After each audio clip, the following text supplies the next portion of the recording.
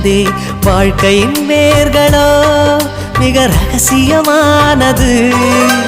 ரகசியம் காண்பதே நம் அவசியமானது. தேடல் உள்ள உயிர்களுக்கே தினமும் பசி இருக்கும். தேடல் என்பது உள்ளவரை வாழ்வில் ருசி இருக்கும். பாடல் போல தேடல் கூட ஒரு சுகமே. இசை பாடி வரும் இளம் காற்றுக்கு உருவமில்லை.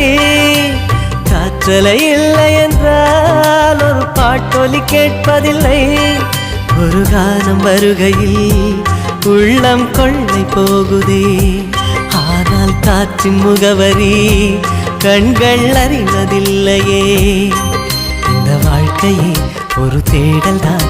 அதை தேடி தேடி தேடும் மனது தொலைகிறதே.